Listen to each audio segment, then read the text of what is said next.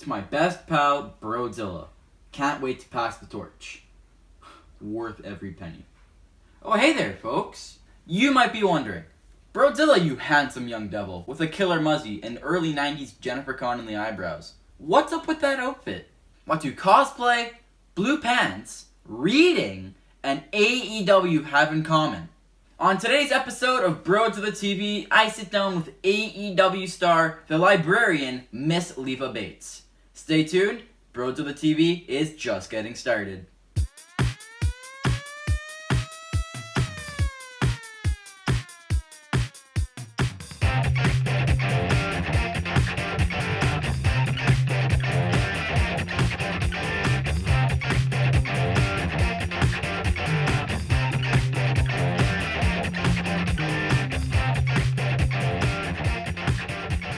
Let's get right into it. My guest today has wrestled for some of the world's biggest promotions, such as WWE and AEW. She plays a huge role both on and off the screen as a part of the AEW roster, and I recently fell in love with her energy, her positivity, and her work ethic after listening to her interview on AEW Unrestricted, hosted by Aubrey Edwards and Tony Schiavone. Ladies and gentlemen, I proudly bring to you the Librarian, Miss Leva Bates. Leva, welcome to Brodezilla TV. Hello, Brodezilla TV. Thank you for contacting me. I'm Leva Bates, sometimes known as the Librarian.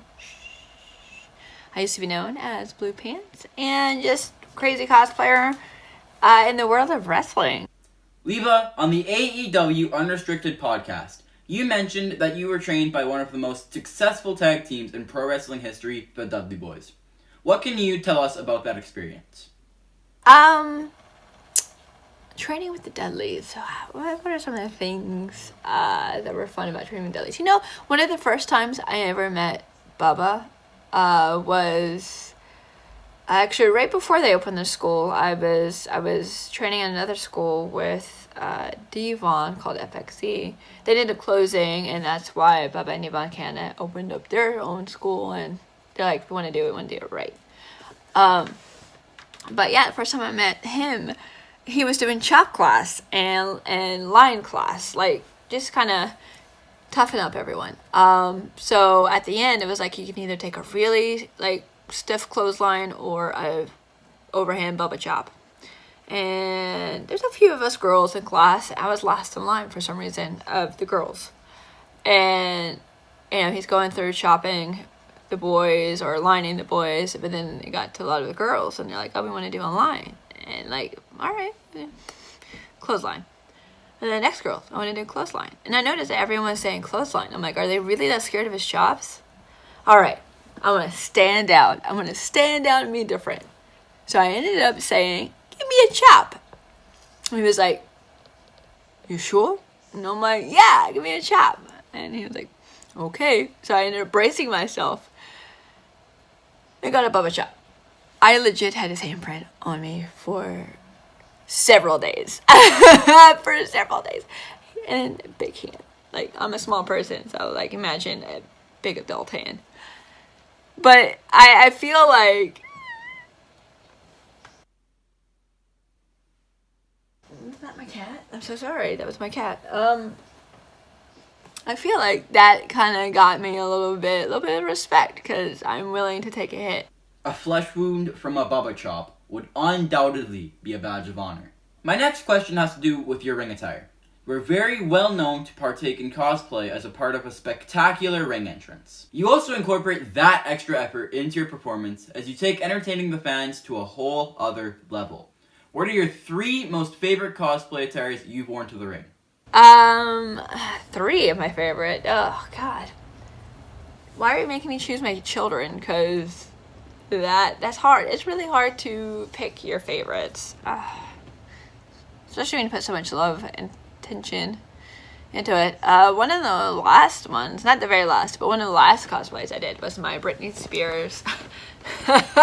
The red suit Britney. That was a lot of fun, and people really got it and ended up coming out to the song and doing the dance with it. And because towards the end of my indie run, I was adding dance to my entrances because I just enjoyed it, and I was just having fun for me, you know. What's another one? I recently did Aerith from Final Fantasy VII, the remake. That came out really cool. Really love the game. So I was like, I need to get this version. So I always wanted to do a Final Fantasy cosplay, and I think that might be my first one. So it's one of my favorite games. Series overall. Like, I'm gonna say probably 10 and 10-2 are my favorite. Both great choices, but is there a particular costume that you've put more effort into than some of the others? I've said this before, the Captain Jack Sparrow, because when you see a pirate costume, they are just a bunch of different weird pieces just thrown together, because that's how pirates live. Like, they travel, they grab a scarf, whatever, tied on their belt, add this thing, and so it's just a bunch of different pieces thrown together. So on the bed, it just looks like it wasn't much of anything. I'm like, this costume's gonna suck. I just don't think it's gonna be any good. So I ended up putting all of it on. English not working. All of it on. Put the wig on and ended up cutting the facial hair to match Johnny Depp exactly, because he's very triangular. If you've ever noticed, his mustache is like this. A lot of people's mustache is like this, but his is very this. So I had to cut it and make it very distinct. But once I did that, I took a step back, and I looked just like him. And if anyone knows me, they know I love Johnny Depp. So I was like, oh my god, I look just like him, I'm so hot. So that ended up becoming one. I thought it was going to be garbage. It ended up becoming awesome. So that's one of my favorites. Leva, you have become an integral part of All Elite Wrestling, both on and off the screen. What can you tell us about some of your duties and or long-term goals as you continue to be an essential part of AEW's success? What are some of my duties and long-term goals at AEW? Man. Well, isn't everyone's goal to be the champion? Heck yeah. Or to be the women's champion. Heck, I'll be the heavyweight champion. I'll do that. TNT champion. I'll be all the champions. But yeah. Obviously, I feel like that's like an unspoken, everyone's goal is to win. Besides that, I just love to perform. I want to tell stories, especially with the Librarian. I feel like that's opens up a lot of, avenues to tell wonderful and amazing various stories. This last question has become my signature way to bring an interview to a close. Leva Bates. I would someday love to become a voice in the world of pro wrestling. But, while attempting to turn dreams into reality, adversity has a sneaky way of throwing hurdles and detours into the master plan. What advice do you have for overcoming adversity? Advice on adversity. Man, you can't worry about what other people think. I'll be honest, like when I was doing Blue Pants, I would, at first, vanity search. A lot of wrestlers do that. We do that because like what we do in work.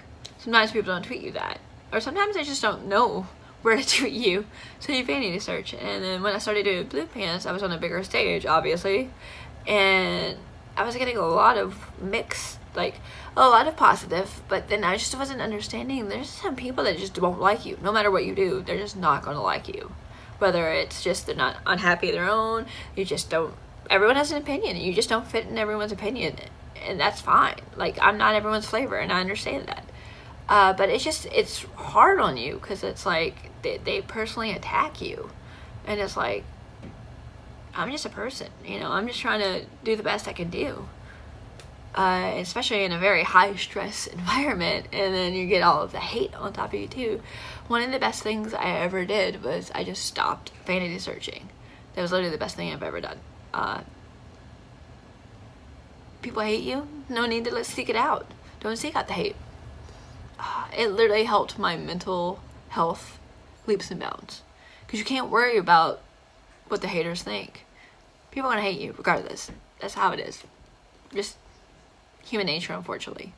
Focus on people that want to see you succeed, want to support you, want to, like, your friends, your family, your co-workers, you know what I mean? Just don't worry about strangers, and you're not going to fit everyone's mold.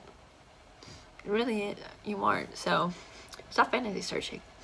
It really, honestly, it really did make a huge difference in my happiness. I was so much happier when I stopped that and never went back. never went back. I love it. Because I'm me. And I know I'm not perfect. I know I have flaws, but I am doing the best I can do. And there's a lot of people that do support me. And I appreciate that. And I love that. And I'm going to just keep hustling and never stop. Please, never stop. It's that positivity, work ethic, and determination that has made you a fan favorite and one of my own personal favorites on the AEW roster. Leva, thank you so much for your time today. I'm extremely grateful for this opportunity. I wish you nothing but success, and I hope to see championship opportunities for you in the very near future. Thank you for your time. And thank you for joining me here. Ladies and gentlemen, that was All Elite Wrestling's The Librarian, Miss Leva Bates. You can check her out weekly on AEW Dynamite on TNT or TSN for my Canadian peeps. She also appears on AEW Dark and Being the Elite on YouTube, and is a great follow on social media platforms such as Twitch, Instagram, and Twitter. And don't forget, if you want to support Leva or any of your favorite AEW talents, check out Pro Wrestling Tees or Shop AEW to get yourself some sweet, sweet pro wrestling swag. That's it for me, your old pal Brodezilla. Be sure to play it safe as we head into this holiday season. This has been another episode of Brodezilla TV. Thanks for watching.